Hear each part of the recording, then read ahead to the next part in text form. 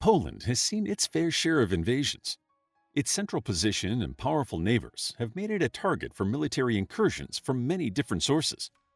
Despite these attacks, Poland has endured to become a member of numerous multinational organizations and managed to maintain a high-income economy as well as a developed market. In this video, we will take you through a brief history of Poland and examine both its triumphs and hardships. The earliest Homo sapiens in the area that would become Poland were hunter-gatherer cultures in the Mesolithic age. Later, during the Neolithic period, agricultural societies began to inhabit the area that was associated with broader European cultures, including the Danubian Basin culture, and the area has been inhabited ever since. By the Bronze and early Iron Ages, inhabitants of the area had organized into social groups and lived in fortified strongholds, which was probably due to internal and regional conflicts. From 1300 to 600 BCE, the area was influenced by the Lusatian culture.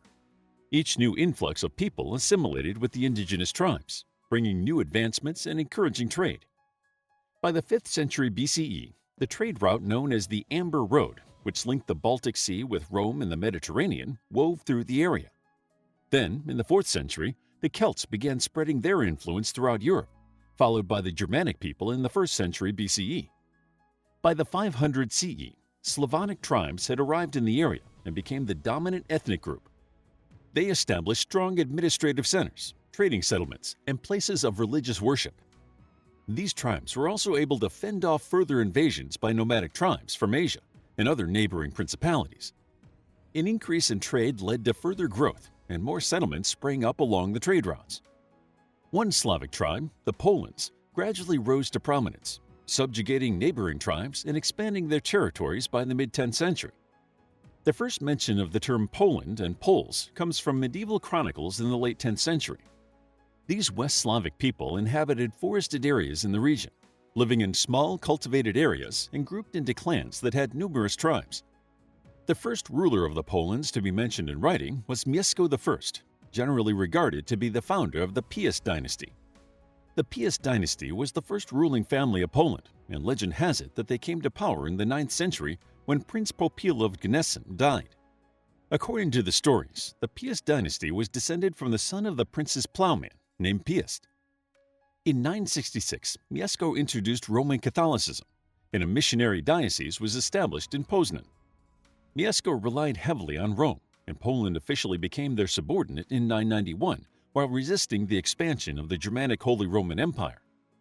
During this time, Poland also had alternating alliances and rivalries with Bohemia and Hungary, as well as the Principality of Kievan Rus. Under Mieszko's rule, the Polish territories stretched from the Carpathian Mountains to the Baltic Sea.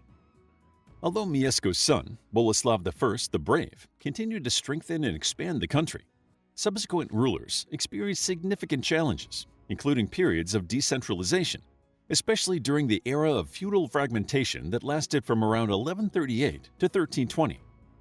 Nevertheless, the dynasty continued to rule for several centuries and underwent resurgences during the reign of strong rulers such as Vladislav I and Casimir III in the 14th century.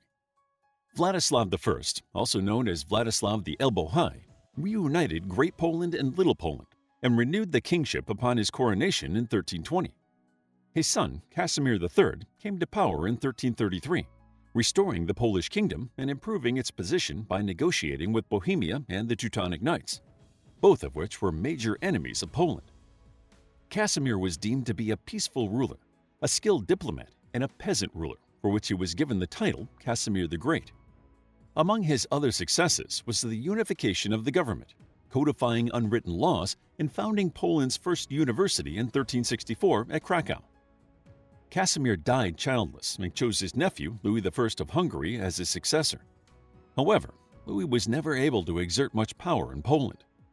In 1374, his daughter Maria was chosen as his successor to the Polish throne.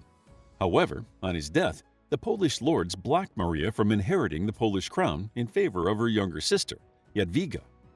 Maria and her husband became King and Queen of Hungary instead, with Jadwiga succeeding Louis in Poland. Jadwiga was set to marry Wilhelm Habsburg, but the Polish lords instead arranged for her to marry Vladislav II Jagiello, linking the relatively small kingdom of Poland to powerful Lithuania. which was then also comprised of Ukraine and Belarus. Under Jadwiga, Christianity was extended, and Jagiello, who ruled jointly with his wife, accepted Roman Catholicism and spread it to Lithuania. The marriage of Jadwiga and Jagiello led to the next stage in Polish history, the States of the Jagiellonian. In 1447, Casimir IV, the Jagiellonian, came to the throne and, by all accounts, was a brilliant ruler during his long reign. Trade was stimulated, culture thrived, and the University of Krakow was enlarged.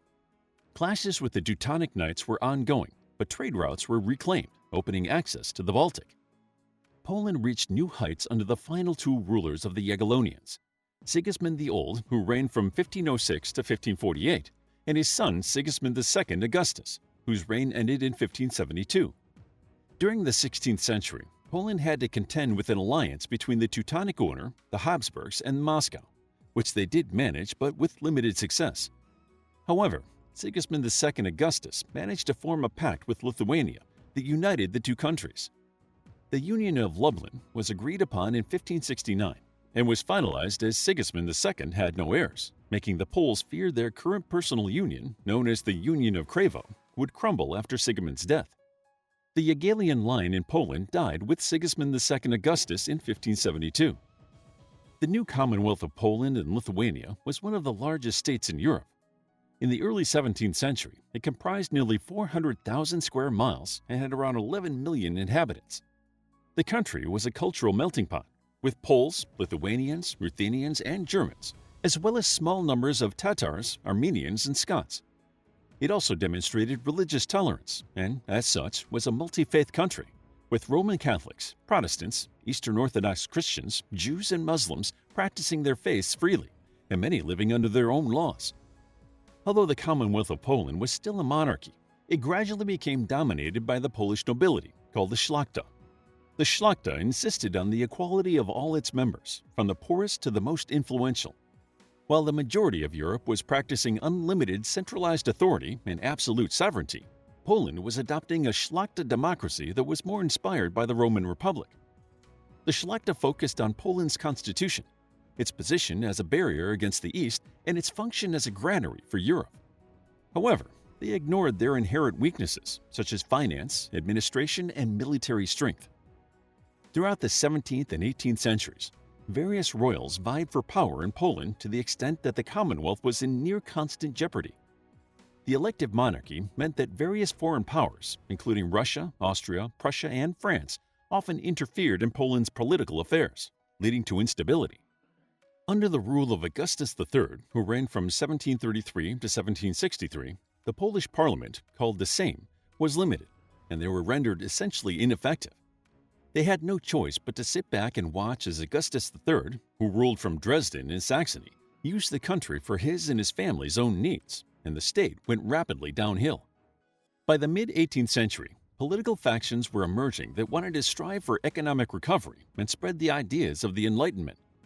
The last king of Poland was the elected Stanislav II August Poniatowski, who came to power in 1764. He was backed by the faction known as the Familia, and had been picked as a candidate by Catherine the Great of Russia, as he was a former lover of the Empress. Both of his supporters felt that Stanislav II would act as a puppet monarch. Despite Stanislav's charm and diplomacy, his rule was constantly undermined by neighboring countries, including Russia.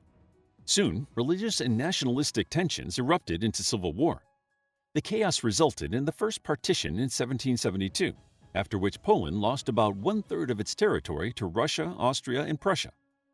Poland's access to the Baltic Sea was severely restricted, allowing Russia to put a stranglehold on the Polish economy. Other European powers chose not to intervene at the time, despite criticism from British political philosopher Edmund Burke, who viewed the act as the beginning of a change in the European balance of power.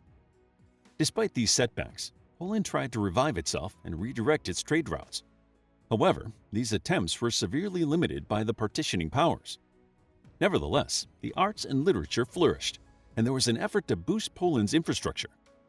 In the revolutionary atmosphere of the late 18th century, Poland created the first modern written constitution in Europe.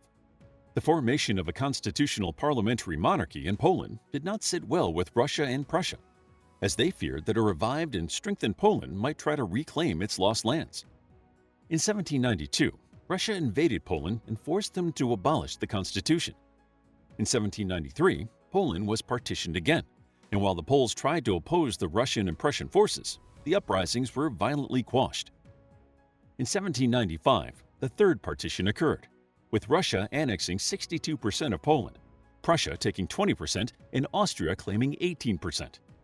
Technically, Poland no longer existed other than as a partitioned land. The partition lasted for 123 years and imprinted on its people a distrust for authority and a distaste for compromise. The Polish nation endured in spirit, and fierce nationalism maintained its Polish identity. Throughout the 19th century, the Poles staged various uprisings, culminating in a revolution in 1905. However, the only way that Poland could regain its statehood would be a collapse of the partitioning powers. This opportunity would come with the outbreak of World War I in 1914. In early 1918, the Allies endorsed Polish independence, and the Treaty of Versailles reunited Poland in June 1919. The borders drawn up in the treaty roughly corresponded to the frontiers before the partitions, although elections were held in certain areas to determine which nations wished to rejoin. After World War I, Poland became the sixth largest country in Europe, although merging the political, economic, and judicial systems of the previously partitioned nation proved difficult. Years of hostilities had left its mark on the nation, and it was in need of modernization and reform. Just as recovery seemed in sight, the Great Depression nearly devastated the economy. In addition, the Ukrainians had never fully accepted Polish rule and engaged in acts of rebellion and occasional violence that the Poles brutally pacified. In contrast to the multicultural and religiously tolerant Poland of the past, Poland became rife with religious persecution and xenophobia. In 1939, Poland was dealt another devastating blow when Russia and Germany launched a coordinated attack that split the nation. Poland became a battleground, and many suffered from the atrocities of the Nazi regime. The German attack on the Soviet Union in 1941 meant that Poland's age-old foe now technically became an ally, which caused unease within the Grand Alliance, as no European power was prepared to jeopardize relations with Russia, a now crucial ally, by bringing up the issue of Poland. Relations between Russia and Poland remained relatively hostile for the remainder of the war, despite them both fighting on the same side. After the war, Poland's border shifted significantly, and it was occupied by the Soviet Union, becoming a satellite communist nation that was under the control of the Soviets. A communist dictatorship was established, and the Poles once again found themselves fighting for their independence, which they eventually gained in 1989. Since then, Poland has gone through many changes, including a democratic transition, economic reforms, and involvement in international organizations. Poland's rich history and culture mean that it is fast becoming a popular tourist destination, and in 2023, CNN Travel ranked it first in their list of the best destinations. How would you like to get a deeper understanding of history, impress your friends, and predict the future more accurately based on past events? If this sounds like something you might be into, then check out the brand new Captivating History Book Club by clicking the first link in the description. To learn more about Poland, check out our book, History of Poland, a captivating guide to Polish history.